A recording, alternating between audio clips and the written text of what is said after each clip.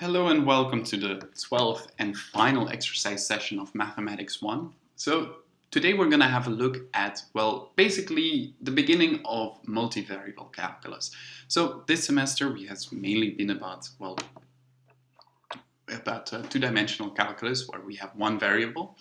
But now we're going to kind of take our first, cautious steps into what if more things variate than just x.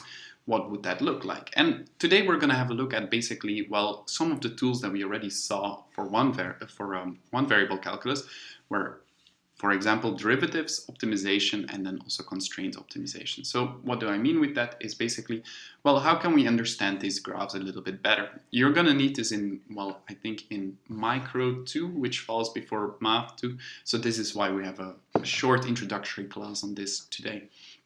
So it's important for you to mainly understand how to read these graphs because basically everything follows through from that. If you can kind of understand what we're trying to do here, I think the things after that become much more logical. So as a brief introduction, I have kind of gotten a graph here of a 3D graph of some kind of function of x and y that yields some kind of z value. And now we're interested in understanding this. And what have mathematicians found is that the best way to understand this is if you say you split it up in layers. So splitting it in layers, then what we often say is you kind of draw an entire field through, you draw a plane through it, and then you kind of cut through it and see what that does. But maybe it makes more sense if you say, we just look at both variables, so x or y, one at a time. And if we really want to look at them one at a time, what does this mean? It means that we need to keep the other one constant. And you know what it means for something to be constant. It means it's just a number. So imagine that we're interested in what this function is doing if we move in the x direction. Well, how can we best understand that? Well, because it kind of depends, right? Well, we just say, we'll keep this y over here. We'll keep it still. We'll say we keep it here at more or less 0. And then we can do it at other points, but for now, we're not going to move it. We anchor it in the function over here. And now what we can do is we can vary our x. We can go up or down with our x. And let's do that once. So imagine here at x is negative 3, so more or less over here. Y is 0, that means that we're more or less over here in the function. If I'm drawing completely correct, will be here, I think. So how can we understand this? Well, it means kind of like you walked from here over this, let's call it a mountain. And then we say, we're going to keep going up in the x direction. And you say, okay, -1. Where does that end up being? Well, more or less here. Okay, that means that we followed the graph like this. And we can continue our path like such. And here at the end, we continue. I don't know if it's completely correct, but more or less over there. So that's how we understand, if we variate x when y is fixed, and we can, of course, put y at different values as well. We could put it here at 3, for example, and then if we vary it over x, we see that, we end up with the line as such, right? Okay, so that's one way of looking at it. Well, because, of course, we only looked at what if we keep y as a constant. Well, we can do much the same if we say we keep x as a constant and we're going to vary it over y. So let's imagine we'll put it here at -1, and then we can walk over the graph in such a direction. And I hope you're starting to see it in my drawing, is that we end up, with graphs of, one variable, of one variation, right? So we end up with lines, right? We end up with curves that go up and down, but we know how to analyze curves, right? We did derivatives, we have even calculated integrals and that kind of stuff under it. And this is actually the key to what we're going to see later in the class, that we keep something as a variable, as a constant, and we're going to say, okay, the other one is variable, now let's see what the function does in that case. So really the main idea is, okay, if you want to understand this graph, you say, we keep something fixed, and then we can move along the other one, and then we keep this one fixed, and then we move along the other one. And we can do that for many different points of the graph, right? Because if we had picked y's -3 as a fixed point, we would end up with a different kind of curve here. But there is a relation between them. And for that, let's go and have a look at our first exercise. And we're going to make exercise 1A. Okay, so let's continue what I was talking about here, and let's try and see what we see here. So the main thing is like, okay, what if we have this function and we say we keep it constant with y, and we say that y is 1, right? This is how we would note it. Okay, what do we end up with? Well, we end up with the function x squared times 1 plus x. Okay, well, that's a parabola, right? It's a parabola, and our resulting function will now be in the z direction, not in the y direction, but it's just a parabola, right? And this is kind of true, because let's have a look over here, and I already indicated that this is the y direction. So if y is 0 over here, is 1, well, we end up with a parabola that looks like this, right? And if now imagine that y were 2, let's maybe continue drawing it a little bit longer. Now imagine that y were 2. Well, what can we do? We can say x, 2, and now what do we end up? Well, we end up with 2 times x squared plus x. And this is again a parabola, just a little bit steeper. And this is actually what you can see here. This is again a parabola, but it looks like it's a bit steeper than before, right? And also a little bit closer to the x-axis, to the y-axis in this case, right?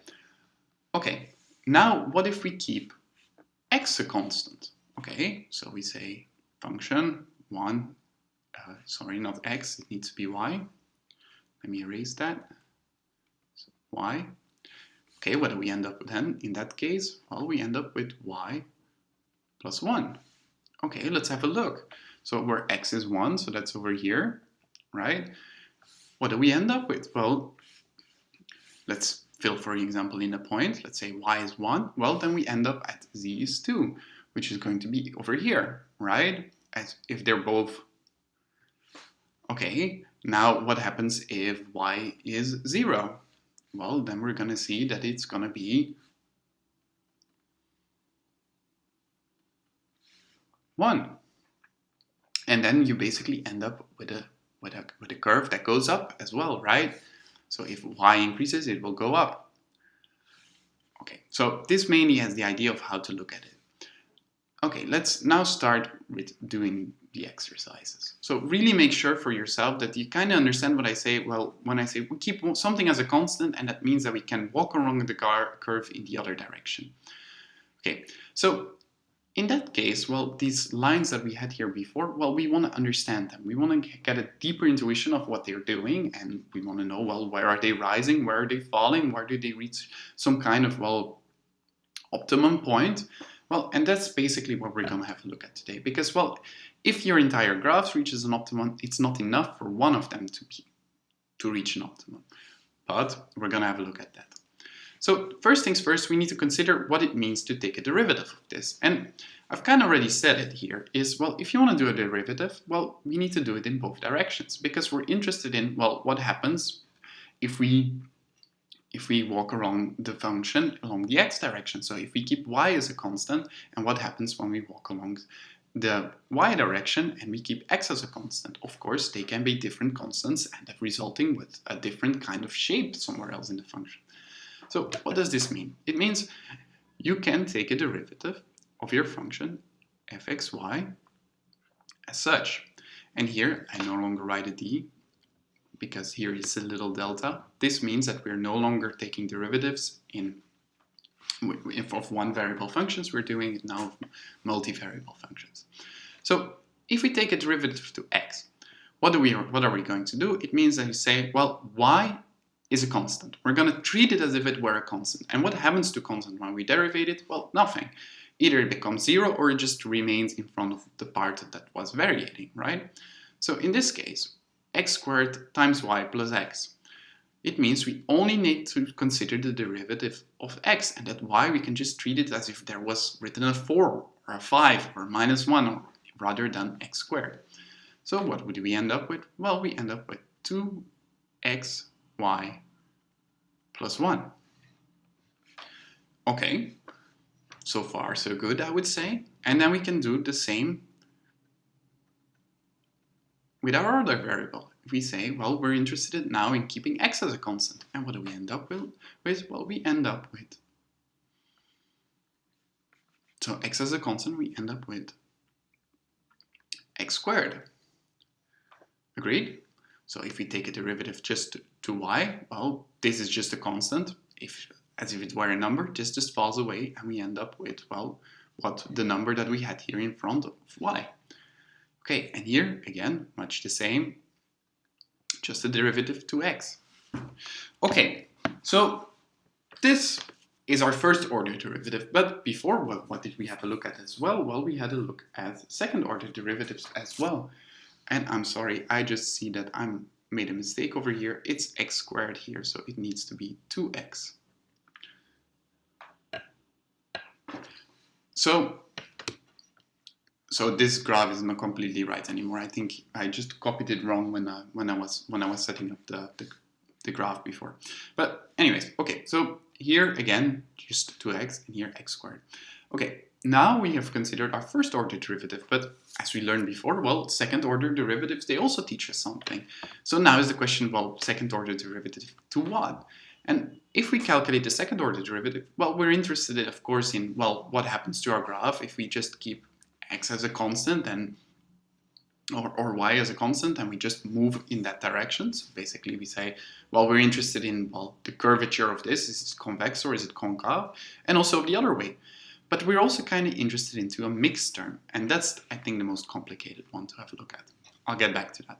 So in this case, what do? We say, well, we just calculate the second order derivative like this. That means, again, we take our first order derivative, we treat as if y were just a constant, and we end up with 2y plus 2. Okay, so then for our second order derivative with respect to y,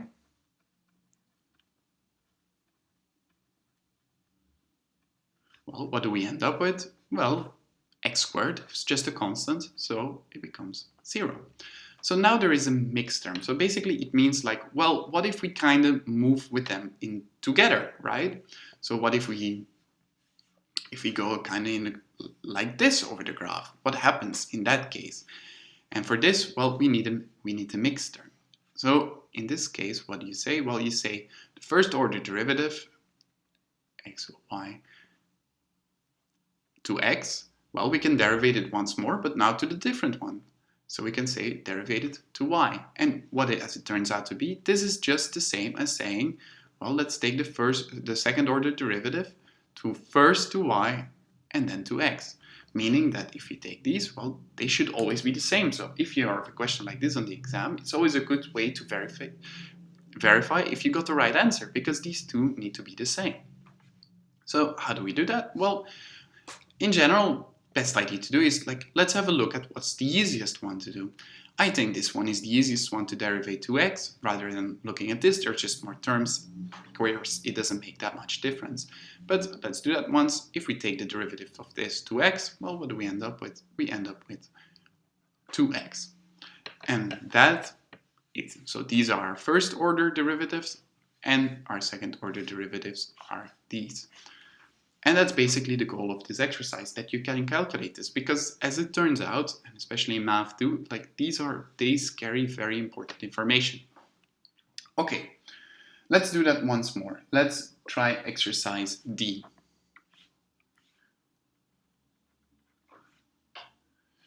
And our function is fxy of the cosinus of x squared y plus y to the power of 3. Okay, so we consider this function. I'm not going to go over the same thing as before. So first things what we do is we take our function and we're going to derivate it to x, meaning that y is now a constant. What do we end up with? Well, we end up with the derivative of cosinus of x squared times y, which is negative sinus x squared y. Well, let's not forget our chain rule, because we still need to take the derivative of everything that's here in between, which is times 2xy.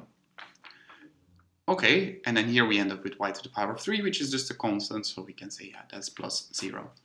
Okay, let's do that now once to y.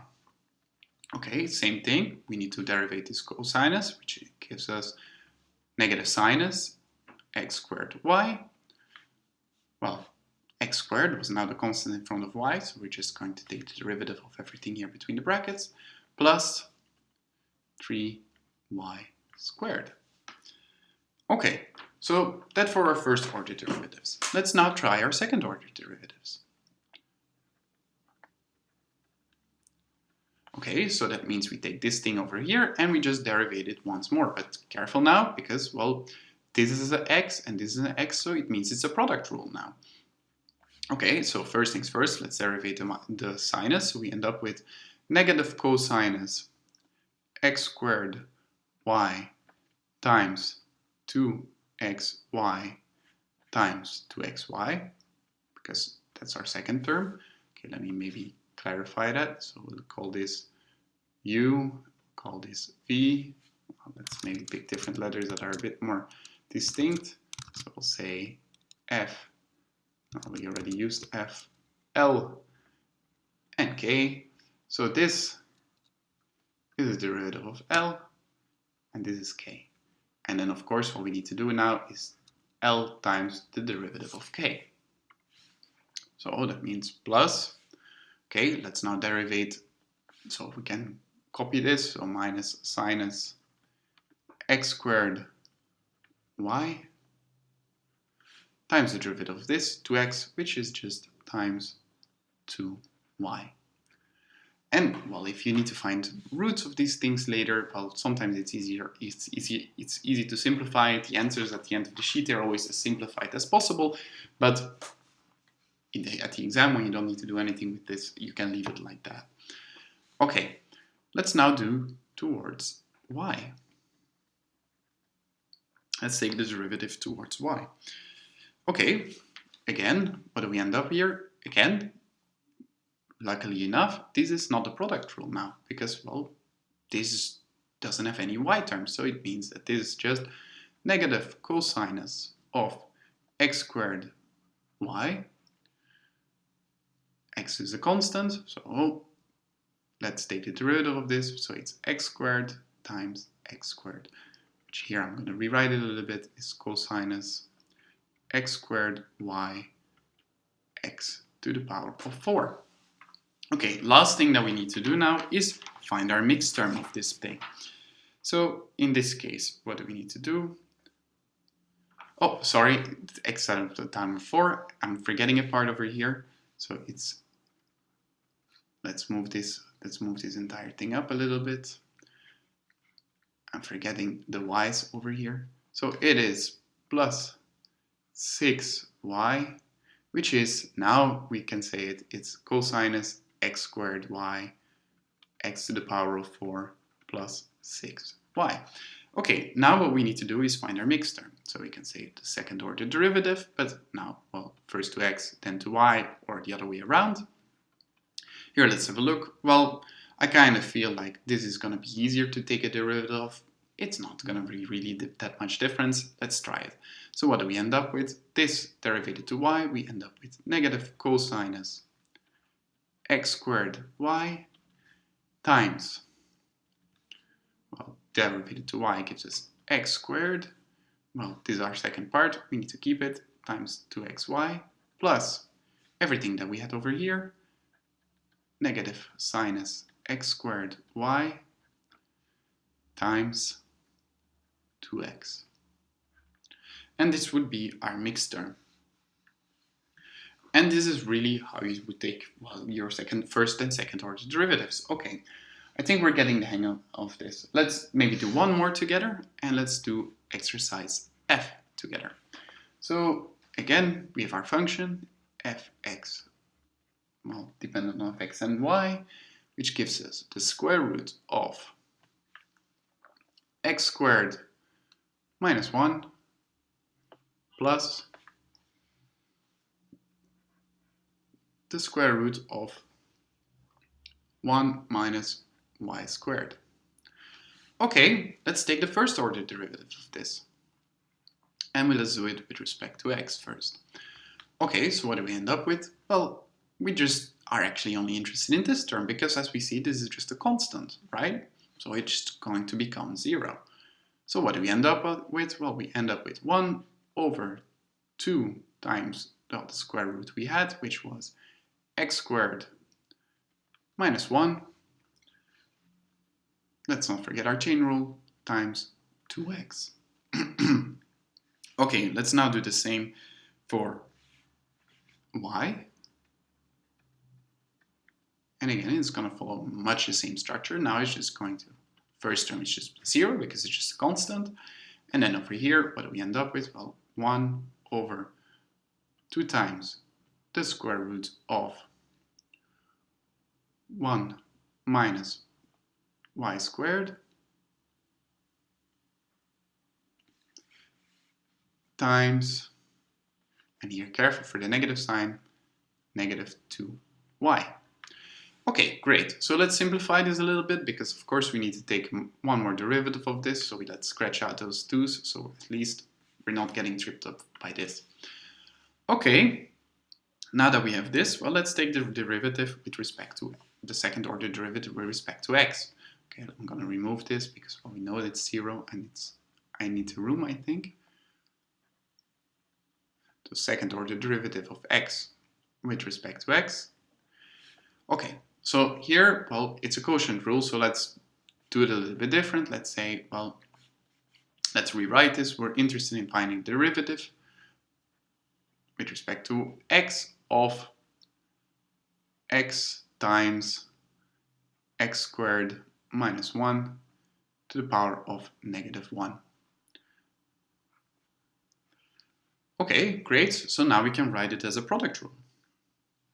Right? So, well, first things first, what are we going to end up with? Well, we're just going to end up with the derivative of x, which is just 1 over, well, times what we had over here. So that's, and here it should be 1 over 2. So it is the square root of x squared minus 1. Great, right? So that's our first part. Okay, then afterwards, plus, now, well, we can keep our x. And now let's take the derivative of this, which is minus 1 over 2 times, well, what we had, x squared minus 1 to the power of negative 3 over 2 times 2x. Okay, great. We can simplify this maybe a little bit, so we can end up with here 1 over the square root of x squared minus 1 plus, let's cancel out some stuff, so this and this cancels out. So what do we end up with here? It's going to be negative, so it's not going to be plus, it's going to be minus x squared over x squared minus 1 to the power of 3 over 2. Okay, so that with respect to x. Now let's do it with respect to y. Second order derivative to y, and we're going to use the same trick. So in this case you can say, well, it's the same as finding the derivative of, let's rewrite our first order derivative, and it said that it was negative y times 1 minus y squared to the power of minus 1 over 2, which would give us, well, first things first, it would just give us minus 1 over 1 minus y squared and the square root of that. Then we can say plus, and now let's take the derivative of this, which is going to give us minus y times minus 1 over 2 times 1 minus y squared to the power of negative 3 over 2. Let's not forget our chain rule, minus times minus negative 2y. Let's clean it up a little bit. Negative 1 over 1 minus y squared plus, let's clean up here, we can say, well, this and this 2 are going to cancel each other out. Then negative and negative, they're going to cancel each other out, these two. Well, we still are remaining with one negative over here, so it's going to be minus y squared over 1 minus y squared to the power of 3 over 2. And then you can simplify it a little bit further by putting both of these on common denominator. Okay, then let's have a look at our mixed term. So we need to take the derivative of one of our predecessors with respect to x or with respect to y. And luckily, the hard part is behind us, because if we look at this, well, this only has one variable remaining. There is no y anymore, and this one has no x. So what can we just do? Well, because this, if we first take this one and then we derivate it to y, so that means now we keep x as a constant, it means that we only have constants over here, meaning that this would just be 0.